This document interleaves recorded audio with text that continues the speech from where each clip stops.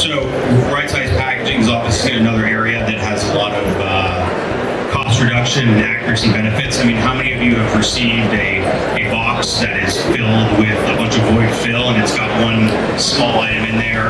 Or think about a large bag that has one folded t-shirt in there. The bag is, 2 feet by 2 feet, right? So a lot of benefits there.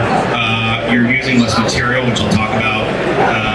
And you're reducing your shipping costs. We know what's going on with dim weight pricing. And I was actually just reading today that FedEx is increasing their rates in January over 6%. So we're headed into a recession and they're increasing it over 6%. Optimizing or reducing labor, right? That's extremely important. How many people do you have at the last 100 feet that are packing, that are opening up boxes, putting things in bag, labeling, closing, and shipping things out? I mean, I think Gina talked about it. Only 9% of warehouses are really focused on automation. And we see that right here at the show. Just some of the people I talked to that they don't even have compressed air in their facility. If you're going to run automatic equipment, for the most part, you're going to have compressed air. So that's just a sign of where we are. Obviously, people are catching up, but it's a general trend. So, is it acceptable labor dedicated to what you're doing? Can you make your labor more productive? And I would say yes, you absolutely can. Here's one example with automatic bagging. You think about those flat mailers where they have a pack station, they have 3 to 4 sizes they pick. Well, here I'm automating the whole process. I'm 4 times more productive, which is great. A lot of benefits there. Cost savings, right? Per labor pack savings, that's one. Less people to do the work because we know that's been a challenge, right? And especially having flexibility during peak. And then, raise your hand if you have too much space in your warehouse. Anyone? No, you don't. So all of a sudden, if I get 4 times more product out with the same footprint, that's huge. And then tied to packaging is obviously very closely tied to sustainability. And there's so much going on out there. And I think the first area I kind of want to highlight is with plastics. I mean, people think plastics are bad, and there's some claims to that. But what's bad is that I can't put it in the curbside recycling bin. That's my issue. That's bad from a consumer. In other countries, it's bad because I don't even have garbage disposal, right? And I end up all over the place in the streets and things like that. But there's a lot of benefits to plastic. It's light, it's inexpensive, it's easy to supply. There's a lot of recycled resins out there. So PIR, or post-industrial, for those of you that don't know, that's like factory scrap essentially that you put back in.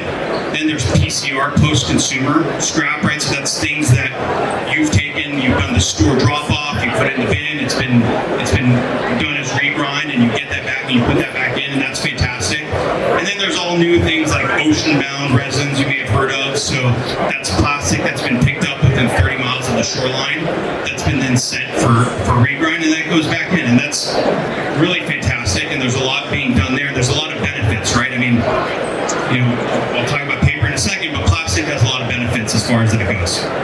Next is down gauging. So, how many times are people using a 2.5 or 3 mil mailer when really they only need a 2 mil or less, right? So reduce it 20%. Your savings right there. Somebody else, you can even use less ply. I mean, how many times have you gotten something that's a bag and a bag and a bag and a box, right? So use less there. It's a great way of doing it.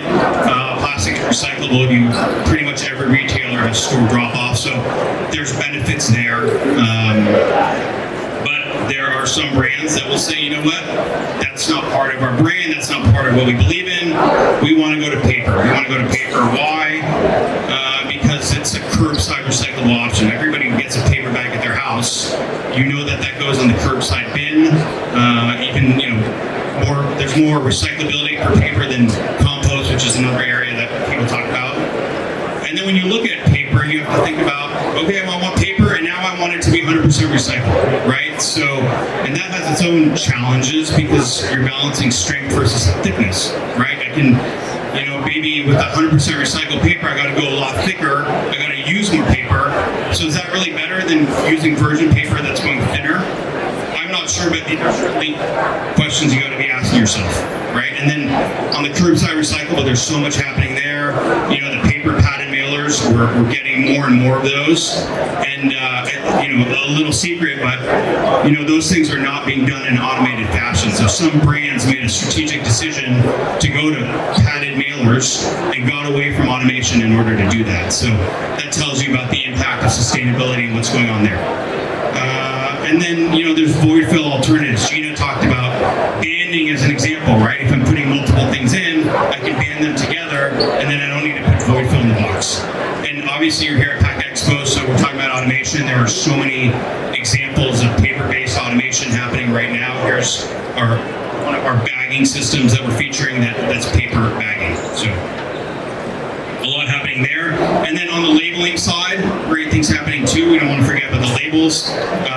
Here you see there's linerless labels, so consumers don't see the liner, right? Because that stays at your fulfillment center, but that's certainly waste there, and you're increasing your sustainability initiatives by going to linerless labels, and even rewritable labels. This is kind of cool technology by another SLAM member, rewritable labels on bins and things like that. So lots happening. We've talked about packaging, we've talked about scanning, labeling, applying, manifesting. A lot going on within the SLAM Industry Group booth. They have really cool things going on. They are committed to your success in terms of what you're doing in your SLAM operations. So engage them, talk to the experts, learn more. And with that, I want to say thank you very much to Greg, Gina, and Justin, and nice round of applause.